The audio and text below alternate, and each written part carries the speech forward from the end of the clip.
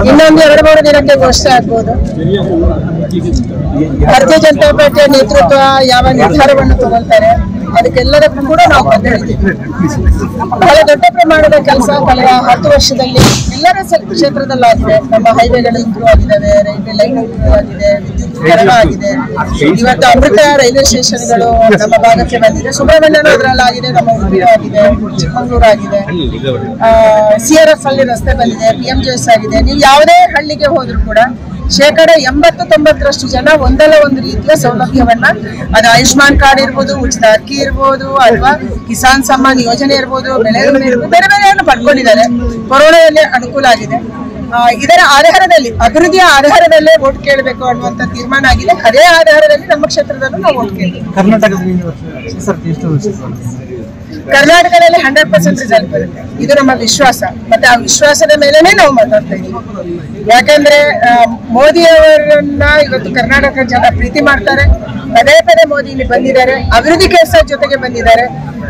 ಮೋದಿಯನ್ನ ಜನ ಇಷ್ಟಪಡ್ತಾ ಇದ್ದಾರೆ. ಅದಕ್ಕಾಗಿ ಜನಕ್ಕೆ ಅನಿಸ್ಬೇಕಂದ್ರೆ ಮೋದಿಯನ್ನು ಗೆಲ್ಲಿಸ್ಬೇಕು, ದೇಶಕ್ಕೆ ಮೋದಿ ಬೇಕು. ಇರುತ್ತೆ ರಾಜಕೀಯಲ್ಲಿ, ಎಲ್ಲ ಗೆಲ್ಲುವ ಸೀಟನ್ನು ಎಲ್ಲರೂ ಕೇಳ್ತಾರೆ. ಸೀಟ್ ಕೇಳುವಾಗ ಗೊಂದಲಗಳು ಆಗೇ ಆಗ್ತವೆ. ಇದಕ್ಕೆ ಚುನಾವಣೆಗೆ ಸಂಬಂಧ ಇರಲ್ಲ. ಕೊನೆಗೂ ನಮ್ಮ ಕೇಂದ್ರದ ಚುನಾವಣಾ ಮಂಡಳಿ ಯಾವ ನಿರ್ಧಾರ ತಗೊಳುತ್ತೆ ಆ ನಿರ್ಧಾರಕ್ಕೆ ನಾವು ಬಂದ್ವಿ. ನಾನು ಸ್ಪರ್ಧೆ ಮಾಡೇ ಮಾಡ್ತೀನಿ.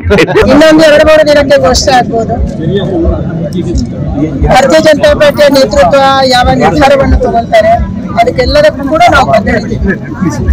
ಬಹಳ ದೊಡ್ಡ ಪ್ರಮಾಣದ ಕೆಲಸ ಕಳೆದ 10 ವರ್ಷದಲ್ಲಿ ಎಲ್ಲರ ಕ್ಷೇತ್ರದಲ್ಲಾಗಿದೆ. ನಮ್ಮ ಹೈವೇಗಳು ಇಂಪ್ರೂವ್ ಆಗಿದ್ದಾವೆ, ರೈಲ್ವೆ ಲೈನ್ ಇಂಪ್ರೂವ್ ಆಗಿದೆ, ವಿದ್ಯುತ್ ಆಗಿದೆ.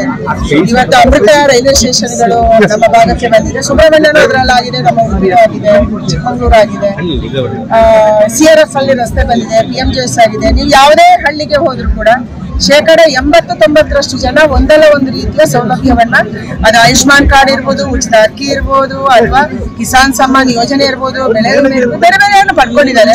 ಕೊರೋನಾದಲ್ಲಿ ಅನುಕೂಲ ಆಗಿದೆ. ಇದರ ಆಧಾರದಲ್ಲಿ, ಅಭಿವೃದ್ಧಿಯ ಆಧಾರದಲ್ಲೇ ವೋಟ್ ಕೇಳಬೇಕು ಅನ್ನುವಂತ ತೀರ್ಮಾನ ಆಗಿದೆ. ಅದೇ ಆಧಾರದಲ್ಲಿ ನಮ್ಮ ಕ್ಷೇತ್ರದಲ್ಲೂ ನಾವು ವೋಟ್ ಕೇಳ್ತೀವಿ. ಕರ್ನಾಟಕದಲ್ಲಿ 100% ರಿಸಲ್ಟ್ ಬರುತ್ತೆ, ಇದು ನಮ್ಮ ವಿಶ್ವಾಸ. ಮತ್ತೆ ಆ ವಿಶ್ವಾಸದ ಮೇಲೆನೆ ನಾವು ಮಾತಾಡ್ತಾ ಇದ್ದೀವಿ. ಯಾಕಂದ್ರೆ ಮೋದಿಯವರನ್ನ ಇವತ್ತು ಕರ್ನಾಟಕ ಜನ ಪ್ರೀತಿ ಮಾಡ್ತಾರೆ. ಪದೇ ಪದೇ ಮೋದಿ ಇಲ್ಲಿ ಬಂದಿದ್ದಾರೆ, ಅಭಿವೃದ್ಧಿ ಕೆಲಸ ಜೊತೆಗೆ ಬಂದಿದ್ದಾರೆ. ಮೋದಿಯನ್ನ ಜನ ಇಷ್ಟಪಡ್ತಾ ಇದ್ದಾರೆ. ಅದಕ್ಕಾಗಿ ಜನಕ್ಕೆ ಅನಿಸ್ಬೇಕಂದ್ರೆ ಮೋದಿಯನ್ನು ಗೆಲ್ಲಿಸ್ಬೇಕು, ದೇಶಕ್ಕೆ ಮೋದಿ ಬೇಕು. ಇರುತ್ತೆ ರಾಜಕೀಯಲ್ಲಿ, ಎಲ್ಲ ಗೆಲ್ಲುವ ಸೀಟನ್ನು ಎಲ್ಲರೂ ಕೇಳ್ತಾರೆ. ಸೀಟ್ ಕೇಳುವಾಗ ಗೊಂದಲಗಳು ಆಗೇ ಆಗ್ತವೆ. ಇದಕ್ಕೆ ಚುನಾವಣೆಗೆ ಸಂಬಂಧ ಇರಲ್ಲ. ಕೊನೆಗೂ ನಮ್ಮ ಕೇಂದ್ರದ ಚುನಾವಣಾ ಮಂಡಳಿ ಯಾವ ನಿರ್ಧಾರ ತಗೊಳುತ್ತೆ ಆ ನಿರ್ಧಾರಕ್ಕೆ ನಾವು ಬಂದ್ವಿ. ಸ್ಪರ್ಧೆ ಮಾಡ್ತೀರಾ ಮೇಡಮ್? ನಾನು ಸ್ಪರ್ಧೆ ಮಾಡೇ ಮಾಡ್ತೀನಿ.